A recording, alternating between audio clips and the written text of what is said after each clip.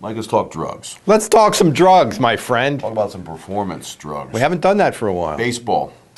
Remember in the early 80s, we had the whole controversy with cocaine in baseball, Yes. and guys, a lot of pirates were involved. I do remember that. Now we've got another big scandal with drugs, and this one's supposed to help them play better. And in fact, the drug that's supposed to get these guys in trouble, 13 guys were suspended from baseball, 50 games, is a drug that actually helps you recover more from injuries. Yeah.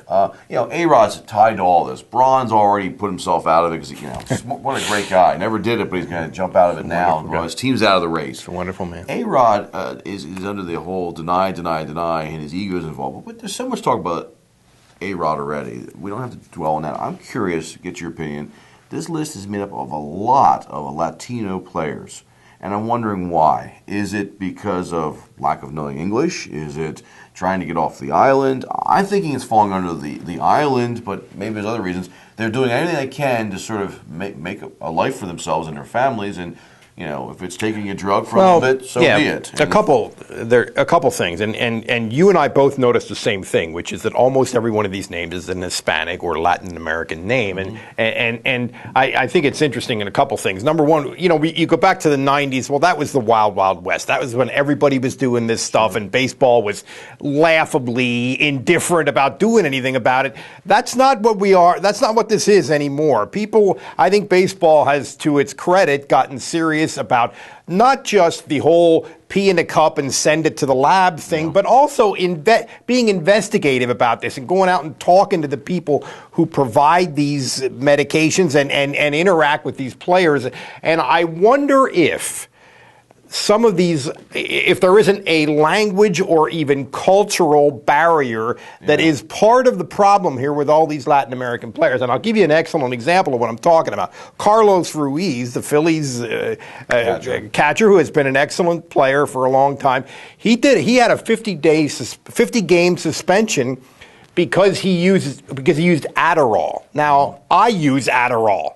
I'm writing a book right now. Believe me, I would have a hard time getting out of my own way and doing it without Adderall. And Major League Baseball players can get you get the doctor to sign off and you do some paperwork and you can get cleared. You can get, in effect, allowed to use Adderall, and he failed to do that. He got a 50-game suspension essentially because he didn't do the right paperwork.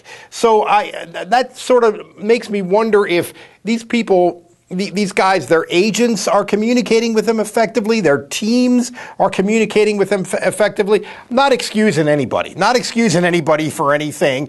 These guys are cheated, they got caught. But I wonder if there isn't sort of a language or cultural problem. And Antonio Bastardo, the Phillies relief pitcher, who actually was their best relief pitcher over the last month. He's had a pretty good year, ERA-wise. Sure. He's out. And it seemed like he gave no indication. You saw nothing about him before, Raiders were saying, that would give you the idea that he was going to get caught or he thought there was any problems. So it makes me again think, did he think he wasn't doing anything wrong? Yeah. Did he not know this was a problem? Yeah, and A-Rod is appealing, which is why he played in Chicago for the Yankees against the White Sox last night. But is there a reason why he's appealing? Well, yeah, there is a reason why he's appealing, but all these other guys are not appealing. Right. These other guys that their suspensions were announced yesterday are not appealing. A-Rod has this mega contract, one of the biggest contracts in the history of sports, and he is. It's got to be a big reason why he's appealing is to try and recoup some of that money. The Yankees, on the other hand, may be able to get his contract off of their books, off of their payroll, and thereby not be anywhere near the luxury tax threshold so that they can rebuild their baseball team, which is a pretty flawed baseball team right now for the New York Yankees. So there's lots of stuff that goes into this other than just, again, like I said, the whole pee in a cup thing. But then the trickle-down effect of that, if the Yankees don't have to pay that luxury tax, the smaller teams, the low-revenue teams, the Marlins, the Kansas City Royals, aren't able to use that money to go get free agents or shore up their own lineups. Because a couple of years ago, the Royals basically had a bunch of free agent signings, and it was all Yankee money that did it. Yeah, I would say this. I have absolutely no sympathy for the Florida Marlins because the Florida Marlins choose to be who they are. Yes, The Yankees choose to be who they are. There's plenty of bigger financial entities that own Major League Baseball teams than the Steinbrenner family. The Yankees, granted, they have more built-in revenue because they're the New York Yankees, but they choose to be what they are, and the Florida Marlins choose to be what they are. I'm just saying there's a huge... You're right. You're absolutely right. I'm not disputing your point, but just in that specific case, yeah.